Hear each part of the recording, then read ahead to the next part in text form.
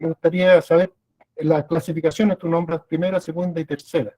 Sí, eso vamos a verlo en la clase de normativa, pero le hago un trailer, un adelanto. Primera categoría se refiere, según la normativa, a reactores nucleares, ciclotrones, equipos de gamadografía industrial, rayo X industrial, y laboratorios de alta radiotoxicidad, como por ejemplo laboratorios de medicina nuclear que tengan radioyodo. Esas instalaciones se consideran de primera categoría, y el fiscalizador es ECHEN, ¿ya? La categoría segunda hace referencia a todo lo que son rayos X de uso médico, diagnóstico, escáner, rayo X dental, los laboratorios de mediana o baja radiotoxicidad, como son los laboratorios que usan en medicina nuclear, por ejemplo, tecnecio, lutecio, FDG, fluor-18, todos esos son instalaciones de segunda categoría. Y tercera categoría están todas las fuentes selladas, que son pesómetros, densímetros nucleares, detectores de humo, etc. Están clasificados de esa forma. Primera categoría lo regula SECHEN. Segunda y tercera lo regula MinSal a través del CEREMI de la región donde está autorizada esa instalación. ¿Okay?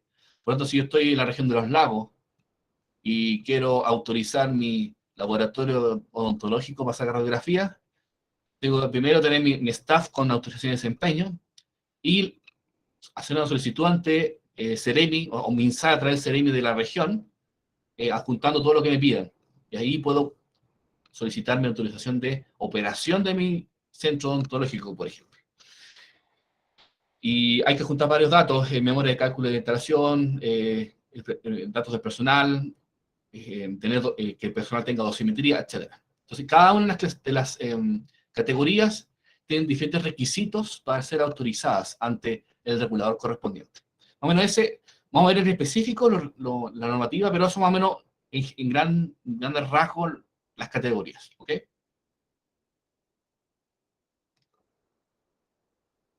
Vamos a ir entonces a la clase. ¿Ven bien la clase, verdad? ¿Sí? Sí, sí, estamos bien. Perfecto. Yo estoy bien. Sí, se ve súper bien. Excelente.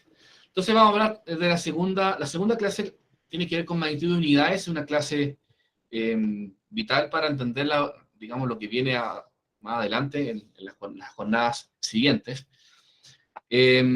Magnitudes de unidades de uso y la protección radiológica, ¿ya? Todas estas definiciones provienen de diferentes reportes. Este es un ejemplo de uno de los variados reportes que circulan tanto por el ISRP o por el OIEA, el Organismo Internacional de Energía Atómica. El documento actual, digamos, de las magnitudes de unidades, es este reporte 85, y hay un reporte ahora que se llama ICRP, tal cual ICRP 103. Ahí también define las magnitudes actuales que se manejan en esta disciplina, que es la protección radiológica.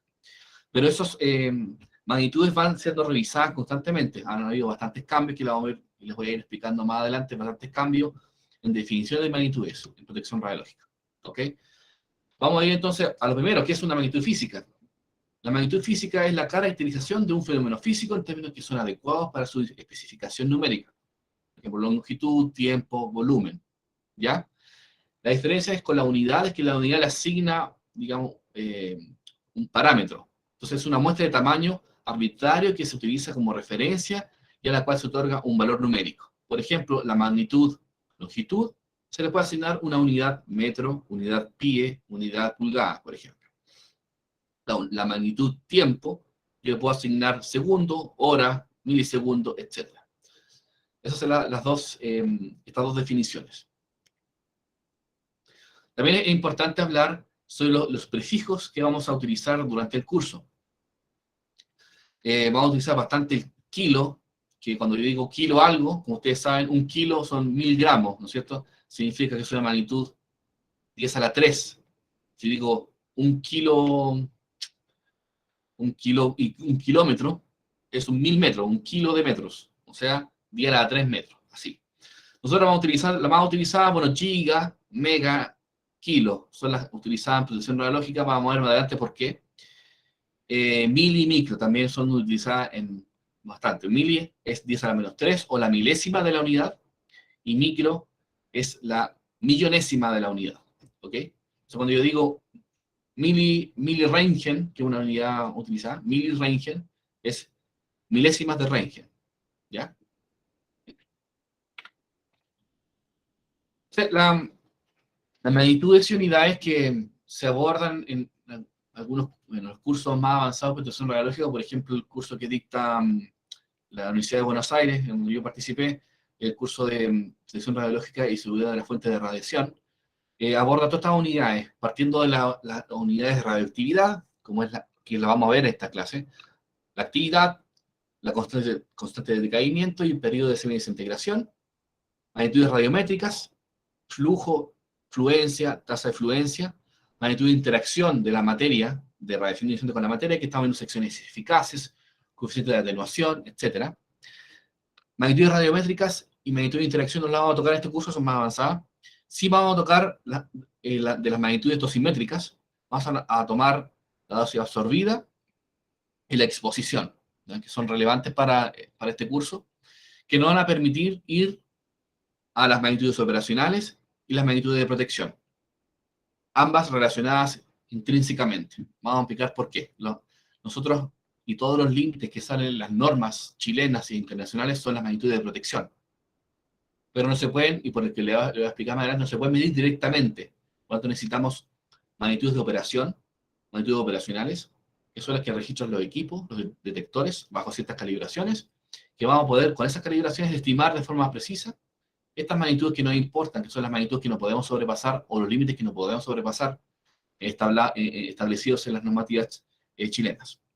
Entonces vamos a ir paso a paso. Vamos a partir con la actividad, ¿ya? La actividad, que tiene esa definición matemática, pero en palabras simples, es una tasa, es una variación en el tiempo de la cantidad de núcleos N que hay en una cierta fuente radiactiva.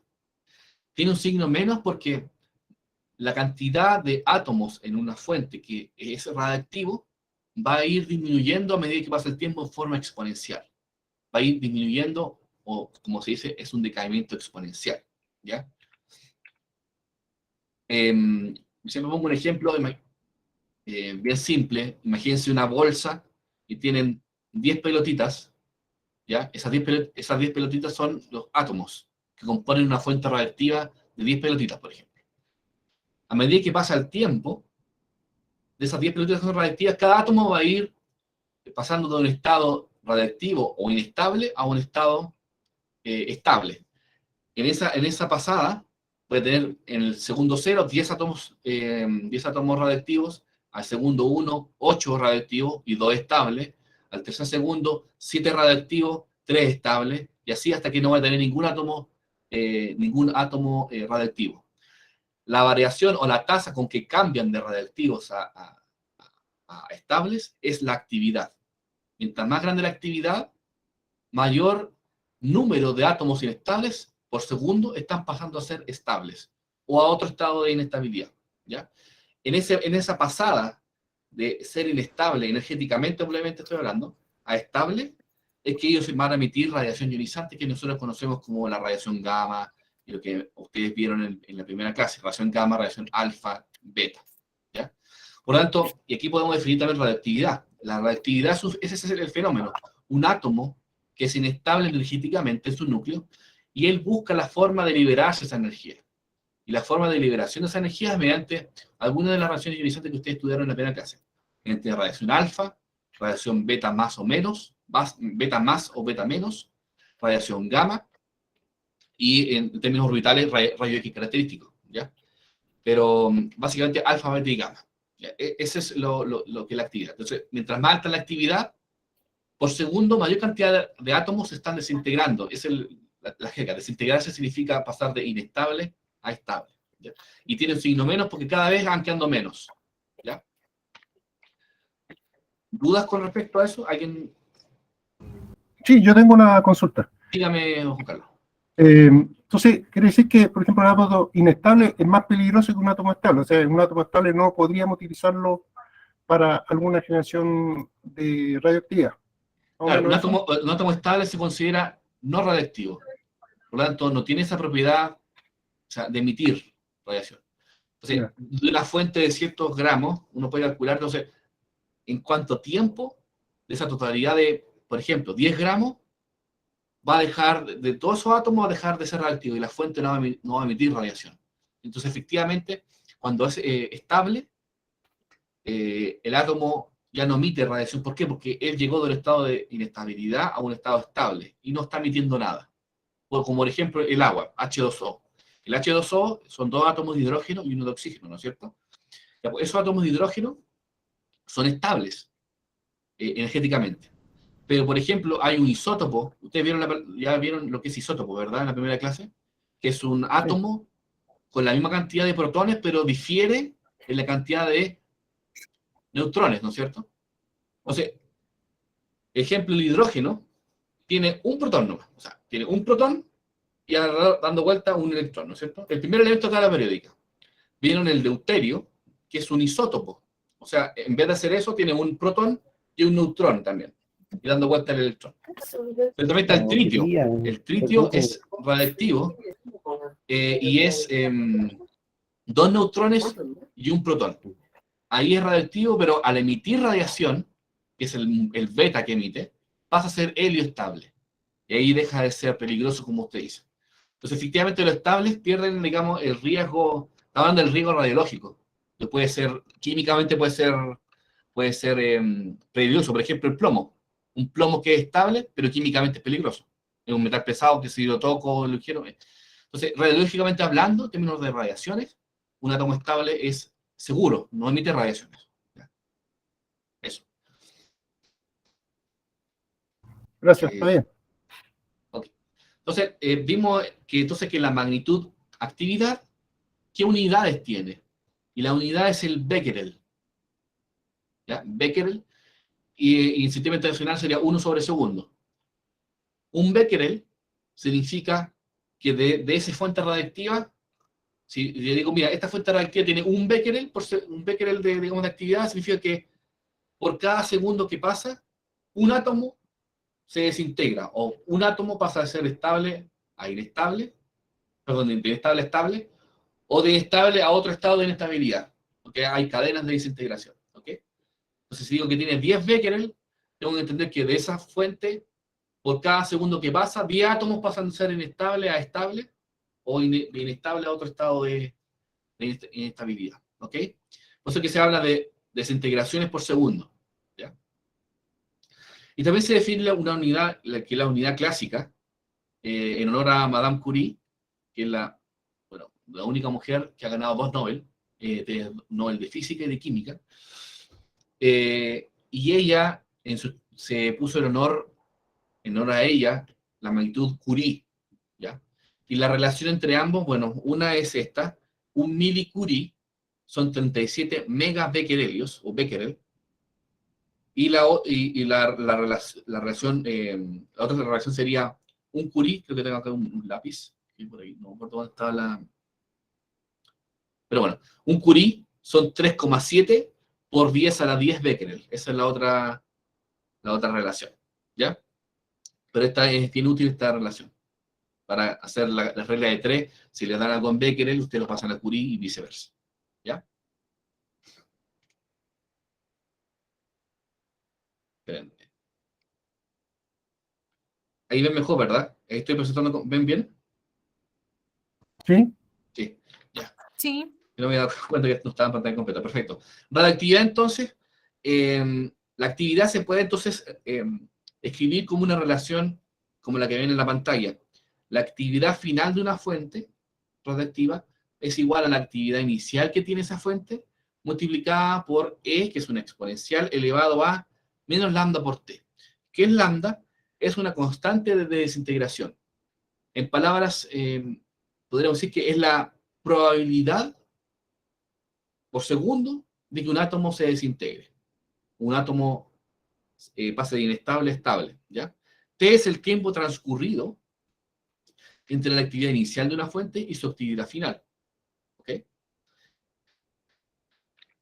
Y la actividad, el semiperiodo y el lambda pues están relacionados entre sí. ¿En qué manera? Acá ven que el semiperiodo vida media está definido como el logaritmo de 2 sobre lambda. O sea, si yo sé la constante de semidesintegración, puedo conocer el semiperiodo. ¿Pero qué es el semiperiodo? El semiperiodo, que es el T medio, este que ven acá, no sé si ven el cursor, acá el Se está semiperiodo. actualizando, perdón, ¿Ah? disculpa, no se está actualizando, queda en el slide reactividad, donde está la fórmula de actividad temporal. No sé si Disculpen. pasó a la otra. Ya, mira, voy a hacer una cosa, parece que déjeme un segundo, que es un problema de la presentación. Voy a presentarla a toda la pantalla. Ahí sí.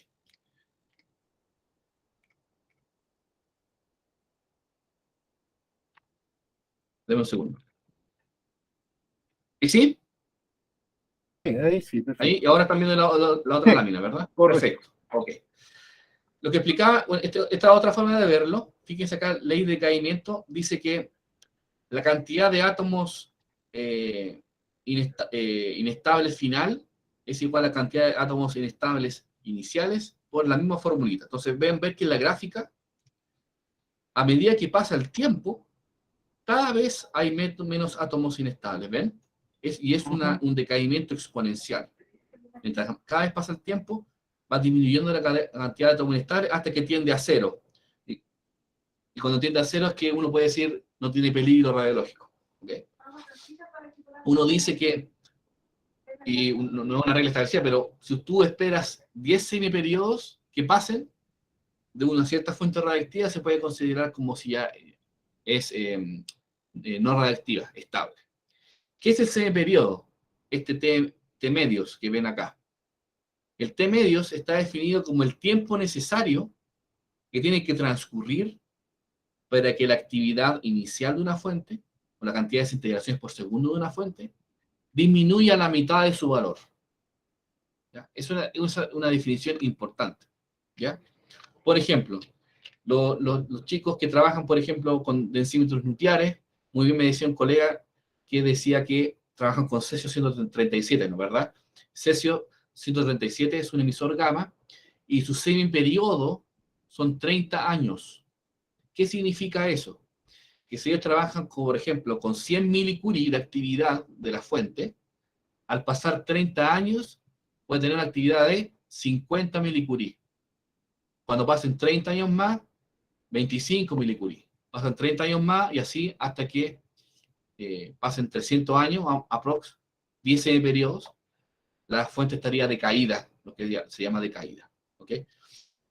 El cesio tiene un semiperiodo largo. Por lo general, las fuentes radiactivas utilizadas en el ámbito industrial tienen semiperiodos largos. Los radioisótopos utilizados en el ámbito médico, como son los radiofármacos de variado uso en medicina nuclear, son de semiperiodos cortos, porque se busca se le administra el radiofármaco al paciente, se toma la imagen del paciente, por ejemplo, un PET-CT, se toma una imagen, y rápidamente el evento radiactivo decae por su semiperiodo corto, pero también por vía metabólica, porque la persona orina o hace por las heces, bota material reactivo, ¿ya? Entonces ese periodo que está definido acá, en forma más grande, es el periodo de semidesintegración, es el tiempo necesario que tiene que transcurrir para que la actividad inicial de una fuente disminuya a la mitad. ¿Ok? Así está definido. ¿Duda hasta ahora?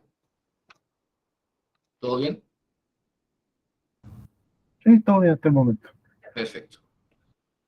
Esto bueno, la clase de desecho van a ver que es un parámetro importantísimo ese periodo, porque va a depender de cuánto ese periodo tenga, dónde lo almacena como desecho, a la espera de que decaiga y se pueda eliminar recién como basura común.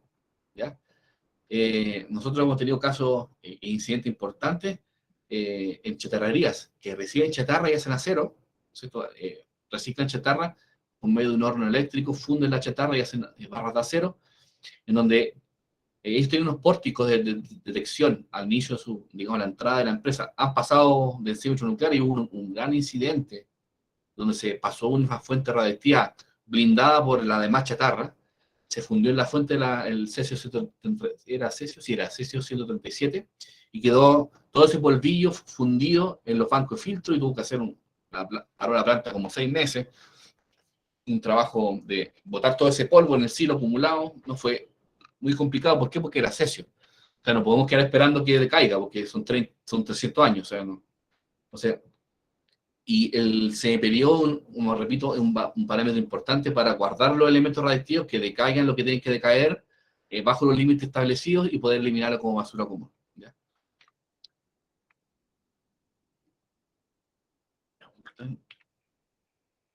La vida promedio no es utilizada en gran medida para este curso, pero está definido como 1 sobre lambda. ¿Ya? Se define como el tiempo necesario que tiene que transcurrir para que la actividad inicial tenga un valor de 1 sobre E.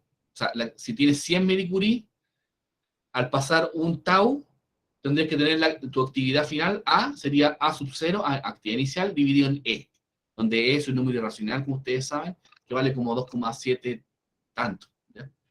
Pero eso no es muy relevante para el curso. Lo relevante es saber lo que significa el semiperiodo y lambda, la constante de semidesintegración. Dijimos que la constante de semidesintegración era un valor, y como ustedes pueden observar, es fijo para, o sea, es fijo para cada radioisótopo. Cada elemento radioactivo tiene su propio lambda y por ende su propio semiperiodo. ¿Ya? Y lambda es la probabilidad de que ese átomo de ese tipo de material decaiga en un segundo. Hay probabilidades más bajas o más altas. Mientras más alta la probabilidad, digamos, el semiperiodo es más corto, y viceversa. Porque si es más probable, más rápido se va a ir desintegrando. Si el lambda es muy chico, el semiperiodo es muy largo. ¿Ya? Tengo una pregunta. Valeria Sí, yo Rojas, tengo una tanto la mano. pregunta. Dime, Valeria. Ajá. Que como que no entendí bien si, por ejemplo, lambda sería una constante, pero igual es única para cada átomo o Sí. cada... ¿Sí? Lo explico de nuevo. Cada Ujú. radioisótopo tiene su propio lambda. El tritio tiene un lambda, el cobalto 60 tiene su lambda, el cesio tiene su lambda, el flúor 18 tiene su lambda. Todos tienen su lambda específico. Pero no pueden ser 2 lambda para un radioisótopo. A eso es lo que voy. Cada elemento radioactivo Ya. tiene su propio lambda fijo. Ya. ¿Ya? ¿Y a qué se referiría que es una constante? Que es un número fijo. Por ejemplo, bueno, no recuerdo el valor, pero en semiperiodos, hablar de lambda en semiperiodos es lo mismo. Están relacionados, como ustedes pueden ver, están relacionados por... o sea, yo puedo decir acá en esta fórmula que lambda es igual al logaritmo 2 sobre el semiperiodo, despejando nomás. A lo que voy es que, por ejemplo, el cobalto 60 tiene su propio lambda, X valor, y por ende tiene su propio semiperiodo. El cobalto 60 tiene un semiperiodo fijo de 5 años. ¿Ya? El cesio tiene su semiperiodo fijo, que es 30 años. El flúor 18 tiene su semiperiodo fijo, que son 1 hora 40 minutos, creo que. El tecnesio 99 metastable tiene su propio semiperiodo, y por lo tanto su propio lambda, que son 6 horas de semiperiodo. Entonces, cada elemento radiactivo tiene su propio semiperiodo fijo, que no cambia, y su propio lambda fijo, una constante, es un número. Eso es lo que veo con constante, que es un número, ¿ya? Un número que tiene unidades de 1 sobre segundo, pero es fijo, ¿ya? A eso me refiero con constante. No sé si me explico, Valeria. Sí, sí, entendí. Ya, bacán. Gracias. De nada, gracias a ti.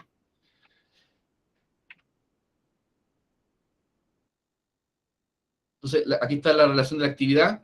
Bueno, para que ustedes después lo vean en una explicación más con números de lo que les estaba hablando. Fíjense que acá es una explicación gráfica. Fíjense que acá tengo un elemento radiactivo que se llama estroncio 90, que es un material radiactivo emisor beta, puro, o sea, solamente emite beta menos, y tiene un semiperiodo de 28 años. Entonces, imagínense que tengo una masa de 16 unidades de gramo, por ejemplo, pasan 28 años y voy a tener 8 unidades de gramo, considerando que todos esos gramos son radiactivos, es puro estroncio 90, en 100% estroncio 90.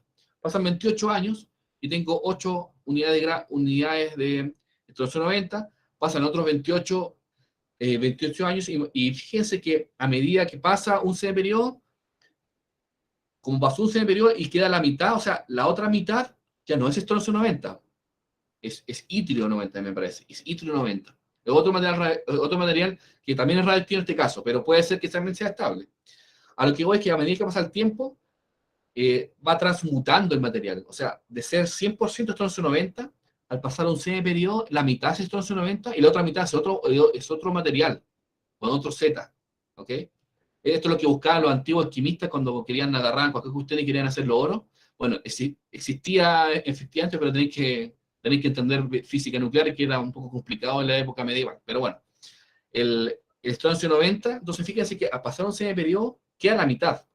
Y a pasar otro semiperiodo queda un cuarto, y así sucesivamente. Entonces cada vez va aumentando, digamos, la cantidad del, como nosotros le llamamos el hijo de estroncio 90, en el primer semiperiodo es la mitad, y va así, hasta que va a quedar totalmente el elemento que era antes 100% estroncio 90, va a quedar unas mínimas trazas de estroncio 90 o casi nada de estroncio 90, va a quedar constituido completamente por el elemento que decaía en estroncio 90. Y puede ser que ese elemento que queda, este elemento blanco, también sea radiactivo, y mientras se está desintegrando estroncio 90 ese elemento, ese otro elemento también se está desintegrando, y puedes tener dos desintegraciones en el mismo instante de tiempo, ¿ya? Eso ocurre siempre, ¿ya? Cuando son cadenas de desintegración. Puedes encontrar muchos elementos que son de la misma cadena, distribuidos en diferentes proporciones, porque están uno el hijo del otro, y el otro el hijo del otro, y todos están decayendo al mismo tiempo, ¿ya? Obviamente con distintos semiperiodos, porque cada elemento radiactivo tiene su propio semiperiodo y su propio lambda, ¿ok? Eso con respecto a la actividad, la constante de decaimiento y el periodo de semidesintegración. ¿Dudas con respecto a esto? Para pasar al siguiente de magnitud. Más que duda, tengo una consulta respecto a los semiperiodos. ¿Ya? ¿Cómo se llegó a determinar el semiperiodo de un elemento? ¿De forma empírica o Empírica. ya? Empírica en laboratorio. Uno puede, hay varias formas, una forma sería... ¿Extrapolaron eso? No, una forma simple, por ejemplo, sería, tengo un trozo de material radiactivo, lo pongo en un detector que pueda medir actividad o pulsos medidos. Obviamente el equipo tiene que estar calibrado, tiene una cierta eficiencia. Entonces yo miro la hora y echo andar mi equipo, adquiere radiación, digamos, el equipo, y me dice, mira, ¿sabes qué? A las 10 de la mañana tengo tal actividad. Ya he hecho todos los cálculos de eficiencia, tengo tal actividad. Entonces, mido de nuevo, o puedo medir cada una hora, lo que uno estime comente, y uno va a ir formando una gráfica. Y efectivamente uno va a ir reconstruyendo empíricamente la gráfica de decaimiento.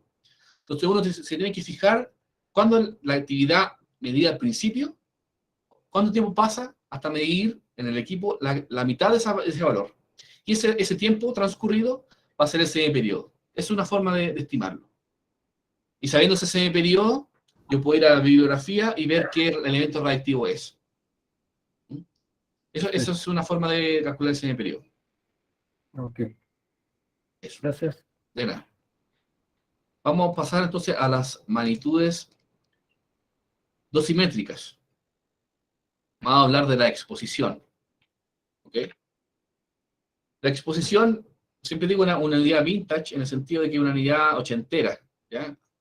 Utilizada muy fuertemente en los 80 y ya en bajada en los años 90, en los Röntgen. Si usted ve la serie Chernobyl del HBO, que es muy buena, se la recomiendo que lo vean, así como para estar a dos con el curso. Son 5 capítulos, muy buena, porque desde el punto de vista, muestra unidades, los tipos, o sea, es bien real, digamos, por ejemplo, con defectos biológicos, es muy real. Y ellos tenían equipos, los rusos tenían equipos que medían en Röntgen, que esta unidad que vamos a hablar ahora. Ahora el Röntgen está en retirada. Si ustedes compran un equipo, ya no viene en Röntgen. Es muy probable que diga Sievert, ¿no es cierto? Sievert o REM, para equipo para medir, en protección radiológica, para medir dosis equivalente. O si van al mundo ya de control de calidad de equipo de rayo X o radioterapia, las cámaras de ionización están medidas en Gray, ¿ya? Pero bueno, vayamos a la exposición. La exposición está definida como, imagínense que hay un volumen de aire, ¿no es cierto?, que es este círculo que está acá, y yo hago incidir sobre este volumen de aire con una cierta masa de m, le hago incidir radiación electromagnética, vale decir gamma o X. Esta radiación gamma o X va a ionizar los átomos. ¿Qué significa ionizar? Y de hecho, por eso hablamos de radiación ionizante, ¿no es cierto? Ionizar significa que al interaccionar esta radiación con los átomos, tiene la propiedad de arrancar los electrones de los átomos. ¿Ya? Eso es ionizar. Ionizar significa arrancar electrones de los átomos. Y esto es lo que hace la radiación alfa, la beta y la gamma, y X. La propiedad, tienen tal energía estas radiaciones que tienen la propiedad de arrancar electrones de los átomos. Esa acción se llama ionizar. Entonces tenemos un volumen de aire de cierta masa. Hacemos incidir, por ejemplo, en el mono, sale que hacemos incidir radiación X. ¿Qué es lo que va a suceder? Va a arrancar electrones de los átomos. Entonces van a quedar, por un lado, muchos electrones arrancados, con carga negativa, y muchos átomos que les falta ese electrón, cargados positivos, ¿no es cierto? Si yo tomo sumo la carga neta total, o de los negativos, o de los positivos por separado, elijo uno de ambos, y lo divido por la masa de ese aire, tengo unidades de Röntgen, o exposición. Entonces la exposición se define como la cantidad de carga generada total en ese volumen de aire de masa m. ¿Ya? Eso es exposición. Solo definida la exposición para radiación X o gamma. Sus unidades en el sistema internacional sería Coulomb sobre kilogramo. Coulomb es la unidad de la carga, ¿no es cierto? Y kilogramo, unidad de masa. Y la unidad tradicional era el Röntgen, en honor a Wilhelm Röntgen, descubridor de los rayos X, ¿no es cierto? Y la letra era la R. ¿Ya? Ese es el Röntgen. Y acá hay una conversión, ¿no es cierto? Que un Röntgen son 2,58 por 10 a la menos 4 Coulomb por kilo. Si ustedes en algún minuto tienen la duda y quieren convertir de Röntgen a unidades de sistema internacional, pueden utilizar esta relación. En la prueba no se la van a preguntar. No se la van a preguntar. Pues la pregunta sería, por ejemplo, en la prueba, ¿qué unidades tienen la magnitud de exposición? Ustedes tienen que decir Röntgen o Coulomb sobre kilogramo. Eso es importante, que sepan que la magnitud de exposición se mide en Röntgen y significa carga liberada en volumen de aire por la masa. Con eso estamos perfectos. ¿Ya? No van a preguntar la conversión a ergios por gramo, no se preocupen de eso. Esos son los conceptos a los que nosotros queremos apuntar. Tasa de exposición exposición en determinado tiempo. Por ejemplo, sería una unidad Röntgen por hora, por ejemplo. Sería una unidad de la tasa de exposición, de la magnitud tasa de exposición. Entonces, si a mí me dicen, ¿sabes qué, Alejandro? En este punto estoy acá midiendo a 1 metro del decímetro nuclear y mi equipo, que lo compré antiguo, lo compré usado, de la SH, que viene en Röntgen con aguja, súper, ya, mira, estoy midiendo 25 miliröntgen hora. ¿Qué significa eso? ¿Cómo lo interpreto yo eso? Significa que yo al lado del equipo estoy parado, ¿cierto? Y me dice 25 miliröntgen hora, significa que si yo estoy parado ahí 1 hora, tengo una exposición en mi cuerpo de 25 miliröntgen. ¿Ya? Eso significa. ¿Ya? Si mido 2 Röntgen hora, significa que por cada hora que pase parado en ese punto, tengo una exposición en mi cuerpo de 2 Röntgen. ¿Ya? Eso significa. ¿Dudas? ¿Estamos bien hasta acá? ¿La exposición es acumulativa o se elimina, como tú dijiste, por la orina? Buena pregunta. Buena pregunta. Y eso lo van a ver en efectos biológicos. Es una buena pregunta porque la gente a veces piensa que yo me expongo a radiación y la acumulo en el cuerpo y me la llevo para la casa. No funciona así. Funciona muy parecido cuando uno va a la playa y uno se tira al sol y tiene UV y toda la gama de lo que emite el sol. Pero uno cuando en la noche se va a la casa, al asadito, ¿no es cierto? Uno no acumula la radiación del sol. Puede ser que me haya insolado, pero no es que mi piel recibió mucho daño y se puso enrojecida. Eso es lo que más o menos lo que pasa en radiaciones ionizantes. Viene la radiación ionizante, interacciona con la célula, y específicamente lo que produce todos los daños es la interacción entre la radiación ionizante y el ADN, que es la base del daño. ¿Ya? Recibe la célula el daño del ADN y el ADN se repara. O sea, tú recibes radiación y se repara. Y ahí murió. No hay acumulación. El rayo gamma da su energía en un choque y el ADN se repara. Cuando hay mucha radiación o mucha tasa de dosis, está constantemente haciendo daño. Aumenta la probabilidad en ese caso, muy menor, la probabilidad de que la reparación del ADN, de los aminoácidos y toda la estructura helicoidal, no sé si han visto las fotos, en esa reparación haya un error en el código, que se repare mal, que en vez de poner una guanina ponga una adenina, no sé, cambie el aminoácido. Y ahí va la mutación genética, que puede ser que la célula muera, se siga replicándose y mute, lo que significaría un cáncer, por ejemplo. Ahí va el daño. ¿Ya? O puede ser que la radiación sea tan alta que la célula se muera por apoptosis celular, o sea que la célula se automata, se autosuicida. Pero no es que yo acumule radiación y me la lleve para la casa, no. Eso yo me expongo a radiación ionizante, mis células reciben el daño, mis células se reparan y sigo. ¿Ya? Lo que es parecido a llevarse radiaciones, y que en verdad no es llevarse radiaciones, es contaminación. Y hay que, bueno, cuando vean protección radiológica operacional, van a ver que, por ejemplo, en el servicio de medicina nuclear hay dos riesgos. Exponerme a radiación gamma, ¿cierto? Que recibo radiación gamma en mi cuerpo se repara, pero no acumulo. Pero lo otro es tocar con mi mano líquido radiactivo. Y aunque yo me aleje de la fuente, voy a tener mi fuente en mis manos y voy a estar contaminado. Entonces voy a tener que descontaminarme. Eso es distinto, se llama contaminación. Y la contaminación también me expongo. O sea, si tengo líquido en mi dedo, voy a estar, las gotas de material radioactivo van a estar metiendo radiación gamma que me va a llegar a mi cuerpo, pues también lo tengo en mi dedo, pues tengo que descontaminarme. Esa es la gran diferencia entre ambos. Entre una fuente sellada, es el riesgo solo de exposición, un equipo de densímetro nuclear, la fuente está sellada, el riesgo de exposición nomás. Pero si agarro la fuente, la saco del equipo, voy con un serrucho, la corto y saco el polvillo que está hecho de cesio, ahí me contamino. Y es peor aún. Las dosis son mucho más altas porque voy a ingerirlo en mis pulmones y queda la embarrada, ¿ya? Pero esa es la explicación de que la radiación no se acumula, sino que se hace el daño y la célula se repara, no se acumula, ¿ya? Perfecto. Vamos a ir con Kerma, que es una unidad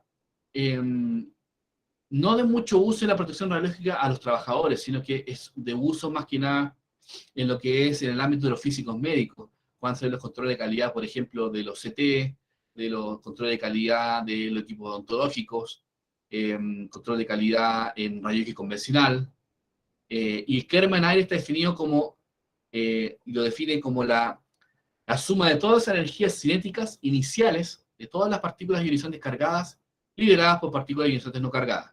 En castellano, ¿qué significa eso? Es un volumen, no ahora de aire, un volumen sólido, ¿no es cierto? Y tú irradias con radiación, este volumen, ya no es solamente alfa, beta, puede ser alfa, beta, o sea, no solamente como la exposición era solamente gamma o X, ahora puede ser cualquiera. ¿Ya? La energía, son ionizantes no cargadas, gamma o neutrones. Entonces tú expones, porque la gamma no tiene carga, expones, por ejemplo, a un cierto objeto con cierta masa, radiación gamma, vas a ionizar los átomos de ese objeto con cierta masa M, la cantidad de electrones ionizados, y si tú lograses medir su energía cinética, de todos los electrones ionizados por esta radiación gamma, en ese volumen de masa, eso sería el Kerma, cantidad de energía de esos electrones por unidad de masa. ¿Ya? Mientras más alta es la dosis de radiación, mientras más alta es la tasa, mayor cantidad de electrones arrancas de los átomos. Si tienes más electrones arrancados de los átomos, tienes mayor energía cinética total en la masa, cuanto el Kerma es más alto. ¿Ok? Y el Kerma se mide en Gray. Y como es energía sobre masa, sus unidades en el sistema internacional serían joules sobre kilogramo. Y en protección radiológica se habla de Gray, ¿ya? Que es lo mismo. Un Gray es un joules sobre kilogramo. ¿Perfecto? ¿Dudas con respecto a esto? No. ¿Ok? Energía de las partículas en la masa, producto de radiación ionizante en una masa con valor M. Eso es el Kerma. Kinetic, y de hecho el nombre dice Kinetic Energy Released per Unit Mass. Okay. Energía cinética descargada por unidad de masa. ¿Ya? La constante gamma es ese valor que está acá, esa letra. Hablamos de esta constante gamma porque es un parámetro, aquí, bueno, falta un punto, perdón, esto es tasa de exposición, ¿ok? La tasa de exposición, dice, es igual a la actividad de una fuente por la constante gamma de la fuente. La constante gamma es implícita para cada elemento, igual que el semiperiodo, cada elemento radiactivo tiene su propia constante gamma. Y en la bibliografía lo pueden encontrar con diferentes unidades. Regen metro cuadrado dividido en hora por Curie, lo pueden encontrar como milisievert metro cuadrado por hora por Becquerel, o así sucesivamente. Pero, ¿y para qué es útil? ¿Por qué hablamos de la constante gamma? Porque es útil, por ejemplo, en terreno, para estimar la tasa de dosis a cierta distancia. Por ejemplo, ustedes saben que el equipo, no sé, un densímetro nuclear, un pesómetro, por el manual tiene tal actividad. Perfecto. Entonces, la actividad, y sé que es cesio, por ejemplo. Voy a la bibliografía, busco constante gamma del cesio, tal valor. Ya. ¿Y a cuánto vamos a estar parados? A 3 metros. 3. Entonces hago esto por esto, dividido en 3 cuadrados, o sea, dividido en 9. Entonces yo digo, entonces a 3 metros voy a tener una tasa de exposición aproximadamente de tal valor. ¿Ya? Solamente sustituyendo los datos obtenidos del manual y con la constante gamma y la distancia, puedo más o menos estimar la tasa de exposición, y ahí les voy a explicar después cómo pasarlo a sievert o microsievert, la tasa de exposición a cierta distancia. Para eso sirve la constante gamma. ¿Ok? Pregunta de prueba. Puede ser, sí, Puede ser. pero no es complicado. O sea, si va en la prueba, no se asusten, por favor. Si va en la prueba algo parecido, nosotros le vamos a dar, por ejemplo, le vamos a dar la actividad, le vamos a dar la constante gamma y le vamos a dar la distancia. Ustedes toman esas cosas y le sustituyen la fórmula nomás. 3 por 4 dividido en 9, algo así, no sé. Y ese va a ser el valor. Pero no es importante que se la sepan. Si va en la prueba, vamos a ver que está escrita la fórmula, ¿ya? Así que, por favor, no se asusten. Aquí ya entramos en tierra ya de protección radiológica, digamos, en unidades utilizadas en protección radiológica. La dosis absorbida es para la dosis promedio impartida, epsilon, en un determinado objeto de masa m. ¿Cuál es la diferencia? Porque si ustedes observan, la unidad de la dosis absorbida igual el Joule sobre kilogramo, igual que el Kerma. Igual se mide en Gray la dosis absorbida. Entonces, ¿cuál sería la diferencia entre la dosis absorbida y el Kerma? Bueno, la diferencia es la siguiente. Acuérdense que el Kerma era la energía total, las energías, la suma de todas las energías cinéticas de cada uno de esos electrones ionizados por una radiación ionizante no cargada, como gamma, por ejemplo, en una determinada masa M. Pero puede ser que esos electrones, si usted esa masa la dibuja en digamos, un volumen de análisis, puede ser que esa masa, esos electrones escapen de ese volumen de análisis. Por lo tanto, de 100, por ejemplo, de 100 electrones ionizados, pueden haber, la mitad salió para afuera y efectivamente la mitad quedó adentro e impartió dosis en la masa. Chocó con los otros electrones e impartió su energía en los demás átomos de la masa M. Ya, pues, el Kerma considera solamente la suma total de esos electrones. No le importa si los electrones que se generaron quedaron en la masa o salieron hacia afuera. No, son los que se generaron solamente. Y eso no le importa mucho en protección radiológica, porque en protección radiológica no importa lo que realmente quedó en la masa como dosis, lo que realmente el daño que se hizo en esa masa. No importa eso más que los que salieron hacia afuera de esa masa. No sé si me explico. La dosis Esa masa, disculpa, esa masa, tú podrías hablar de la persona que está en ese momento expuesta. Claro, acá hablamos de términos diferenciales, o sea, de masas muy pequeñitas, muy pequeñas. Un ejemplo podría ser un objeto infinitesimal. Entonces, fíjense un objeto que tenga 7 átomos, por ejemplo. ¿Ya? Viene radiación y de los 7 átomos arrancó 7 electrones, un electrón por cada átomo. Entonces uno puede decir, arrancó 7 electrones en esa masa, ¿no es cierto? Y imagínense que cada energía cinética de cada electrón es 1. O sea, tengo 7 unidades de energía. Por ejemplo, así bien simple. Tengo 7 electrones arrancados del átomo, 7 electrones ionizados, y cada electrón tiene una unidad de energía. O sea, si sumo la total, eso es la kerma, tendría 7 unidades de energía por el peso de esos 7 átomos, por ejemplo. Eso sería el kerma, ¿ya? La diferencia con la dosis absorbida es que, ¿qué pasa si de esos 7, de esa unidad de 7, en esa estructura de 7 átomos, 4 salen hacia afuera y 3 quedan ahí?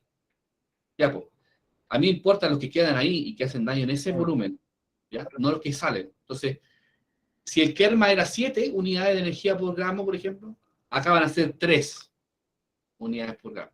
Esa es la diferencia entre ambas.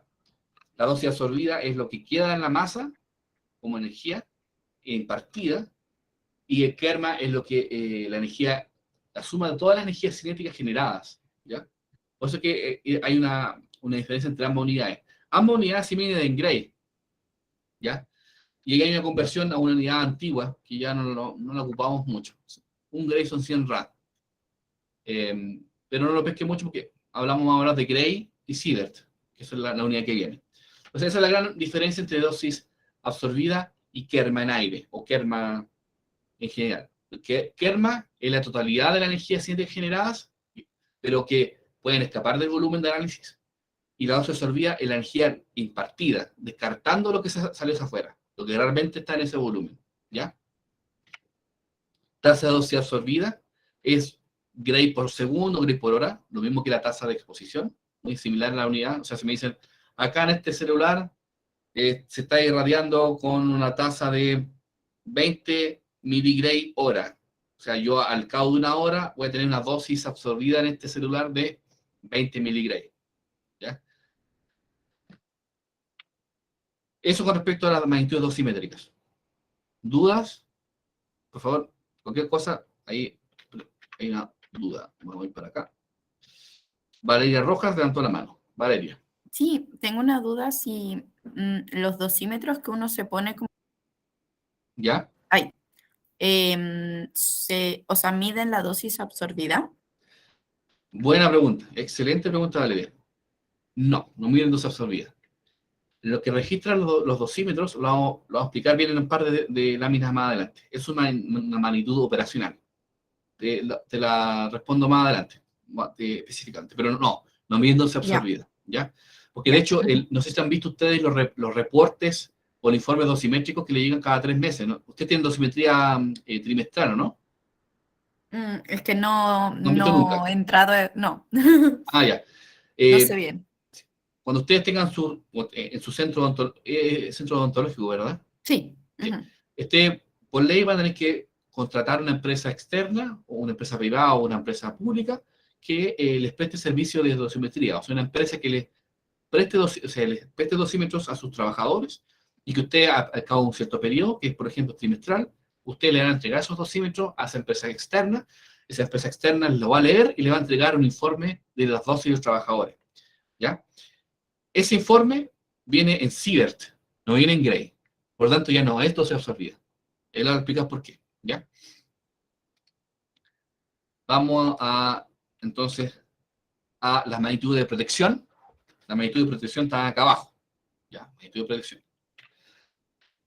La dosis absorbida, fíjense que no resulta un parámetro suficientemente óptimo para cuantificar el efecto biológico de las radiaciones ionizantes. Por esta razón se ha introducido el concepto de dosis equivalente, o H sub T, donde T es el órgano específico donde estoy midiendo la dosis equivalente. Entonces la dosis equivalente está definida como la dosis absorbida en un cierto órgano por un factor de ponderación de radiación W sub R, ¿ya? Las unidades de la dosis equivalente es el Sievert, se escribe Sievert, ¿no? Ahí está, Sievert, ¿ya? Y esta conversión es importante porque esta conversión, fíjense, cuando veamos legislación nuclear, los límites, esa ley es muy antigua, no ha sido modificada, lamentablemente, no ha sido modificada hasta ahora, se hizo antes que yo naciera, o sea, se hizo el año 84, el decreto supremo número 3. Y todos los límites chilenos anuales están en REM, están en sievert. Por es importante saber esta relación. Que un sievert son 100 REM. Ustedes van a ver en el decreto supremo número 3, van a ver que la dosis, por ejemplo, para un trabajador anual son 50 milisievert. Y eso en REM son 5 REM. Está escrito en REM. ¿Ya? ¿Qué son los factores de ponderación por radiación? Resulta que cada tipo de radiación, alfa, beta, gamma y X, va a tener un factor. Por ejemplo, los fotones X, gamma de cualquier energía tienen factor 1. Electrones y muones de cualquier energía 1. Los neutrones, su factor de ponderación va a variar según la energía que tengan los neutrones. Donde los más dañinos, o sea, los que mayor ponderan, son de entre 100 keV o kiloelectronvoltios a 2 MeV, 2 millones de electronvoltios. A todo esto, ¿sabe lo que significa electronvoltio, no? ¿Les pasaron la primera clase que es un electronvoltio? Sí, lo pasaron. Es una unidad de energía, ¿no es cierto? Y significa que es la energía cinética ganada por un electrón en una diferencia potencial de 1 volt. Un electronvoltio. ¿Ya? Eso es un electronvoltio. Y todas las radiaciones ionizantes, como son tan pequeñas, en este rango atómico, en energía hablamos de electronvoltio. Kiloelectronvoltio, megaelectronvoltio. ¿Ok? Perfecto. Fíjense que las partículas alfa y fragmentos de fisión tienen factor 20. Ojo, cuidado. ¿Qué significa eso? Vayamos a la fórmula. Significa que si yo un celular lo irradie con un gray, ¿no es cierto?, dosis absorbida, con un gray de gamma, ¿no es cierto?, puede tener una dosis absorbida de un gray, ¿no es cierto?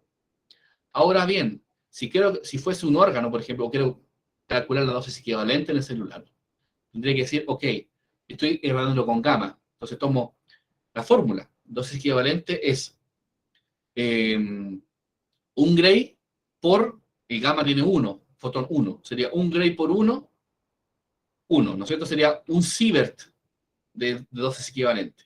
Si hago el mismo ejercicio con alfa, tendría dosis en gray, sería, irradio esto con un gray de alfa, sería dosis absorbida, un gray. Pero si ahora lo calculo para la dosis equivalente, sería un gray de alfa por el factor alfa, 20. O sea, tendría 20 sievert. Gran diferencia, 20 sievert de alfa, un gray dosis absorbida, o sea, un gray de dosis absorbida por alfa, un gray, 20 sievert por alfa. O sea, ahí va el factor de ponderación. O sea, a lo que voy es que la dosis equivalente te indica que las alfa son 20 veces más nocivas que las gamas, porque las alfas son muy ionizantes. Ustedes vieron que tienen gran poder de ionización, ¿ya? Y la otra magnitud de protección, vimos que está la dosis absorbida, dosis equivalente en un órgano, y está la dosis efectiva. La dosis efectiva toma la dosis equivalente en cada órgano y los suma, los pondera, introduce un factor de ponderación por órgano, W sub T. ¿Por qué está este factor? Porque hay que considerar la radiosensibilidad de cada órgano. Por lo tanto, la dosis efectiva es la sumatoria de cada dosis equivalente por cada órgano, factor de órgano. Aquí están los factores de ponderación por órgano. La gónadas 0,2, ¿qué significa? Mientras más alto es la ponderación, más dosis pondera al total de la dosis efectiva, porque la dosis efectiva es la suma total de cada dosis, por ejemplo, dosis equivalente de cristalino por el factor de cristalino, más dosis equivalente en piel por factor de ponderación de piel, más dosis equivalente de pulmón por factor de ponderación por pulmón, dosis equivalente en hígado, y así vas haciendo una sumatoria de todo eso y el valor final de la dosis efectiva a cuerpo entero. Entonces, si las gónadas es 0,2 y la piel es 0,01, indica que las gónadas, digamos los ovarios y los testículos, son mucho más radiosensibles que la piel, ¿ya? Porque en la suma ponderan más, su factor de ponderación es más alto, ¿ok? Y finalmente, vamos a responder la pregunta de Valeria, finalmente, lo que pasa es que yo no puedo directamente medir las magnitudes de protección, porque tendré que poner un dosímetro en cada órgano, hacer una operación, ¿no es cierto?, bastante complicada, en el quirófano, colocar un dosímetro en cada órgano, al trabajador, ya, trabaje 3 meses, se irradió el tipo, va de nuevo al quirófano, sacar cada uno 200 de cada órgano e ir a medirlo. No puedo hacer eso. ¿Qué es lo que hago para estimar esta magnitud de protección? Uso las magnitudes operacionales. Las magnitudes operacionales, por ejemplo, esta, equivalente de dosis ambiental, H3AD, es una magnitud para estimar la dosis efectiva.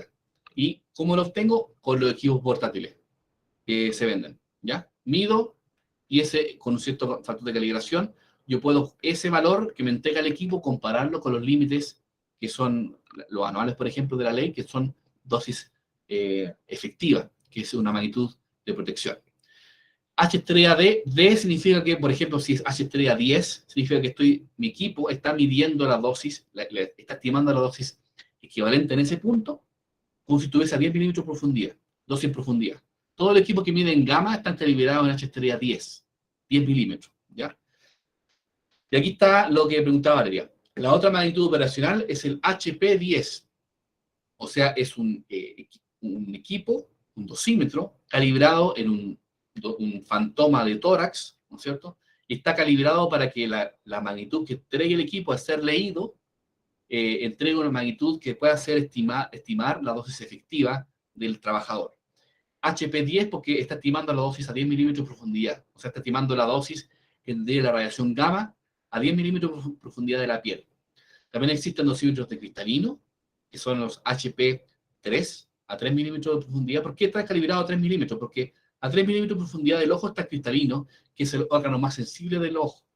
Y HP007, dosímetros de anillo, para estimar dosis en piel, ¿ya? Entonces, la pregunta, Valeria, sería, ¿qué mide el dosímetro? Mide HP10, dosis equivalente a dosis personal, para estimar la dosis efectiva, ¿ya? O sea, en resumidas cuentas, mide una unidad para estimar dosis efectiva. Mide dosis efectiva, ¿ya? Esa es la respuesta.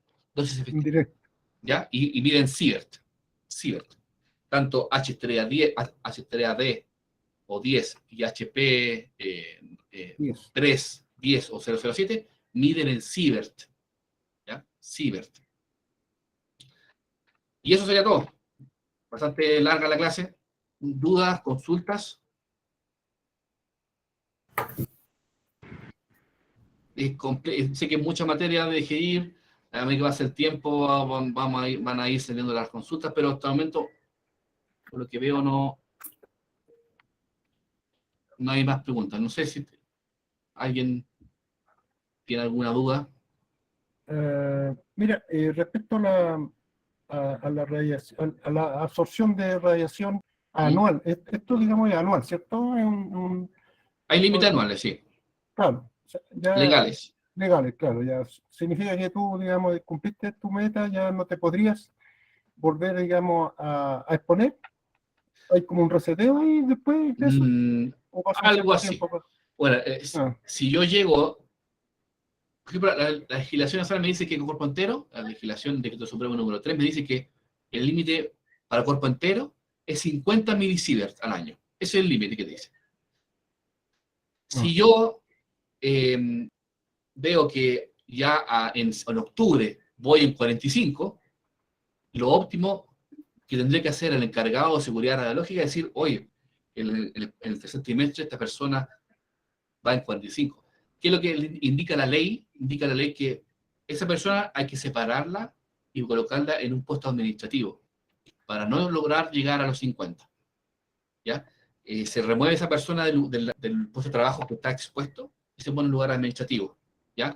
¿Qué pasa si lo supero? ¿Qué pasa si yo tengo 51 en un año? ¿Me voy a morir? ¿Me va a dar cáncer? No va a pasar nada. ¿Por qué se pone ese límite entonces si no va a pasar nada? Se pone ese límite porque con los cálculos que se han hecho y los estudios internacionales se dice que si yo supero los 50, bueno, ahora es 20, pero no se ha actualizado, si supero los 50, 20 digamos la recomendación internacional, lo legal es 50. Si yo supero eso, se dice que la probabilidad de que me suceda algún efecto como cáncer ya no es aceptable. ¿Ya? No es aceptable. Por lo tanto, no es que me vaya a dar, no sé, como la gente de Chernobyl, que se me vaya a gangrenar la piel. No, eso no sucede. Solamente se dice que está calculado que para que cuando uno sobrepasa el límite, la probabilidad controlada que para que no sucedan efectos como cáncer o mutaciones genéticas en la descendencia, ya no es aceptable. Eso se dice. Entonces, cuando yo voy llegando al límite, se toma a la persona y se la traslada a un puesto administrativo. Eso es lo que, igual que la mujer embarazada. Si la mujer declara que está embarazada, se toma a la mujer y se cambia de puesto de trabajo. Eso es lo mejor que se puede hacer. También yo he observado que también lo que se puede hacer es colocarle un dosímetro de abdomen, porque las recomendaciones internacionales indican que el feto después de los 3 meses es considerado como un límite público, 1 milisievert al año. ¿Ya? Entonces se puede controlar a una mujer con un dosímetro de abdomen y un dosímetro de tórax. Pero lo recomendable, y lo que todos hacen es que la persona dice que está embarazada, se cambia al tiro, para minimizar las probabilidades. ¿Ya? Perfecto. Gracias. De nada. Gracias, Alejandro. Sí, nos pasamos hasta el break. Sorry. No, pero estuvo muy buena la clase, así que te lo agradecemos, Alejandro. Y cualquier duda, alcance que haya quedado en el tintero, lo pueden hacer a través a mi correo y te lo hago llegar, y como está permanentemente en otras clases, estamos al servicio de las inquietudes de los alumnos. Perfecto. Ya nos vemos. Bueno, tenemos clases mañana, muchas clases conmigo, así que Sí. nos vemos y que estén bien, que tengan buena jornada. Chao, chao. Gracias. Igual, gracias, Alejandro. Chao. Gracias. Chao, chao. Gracias. Gracias. Gracias.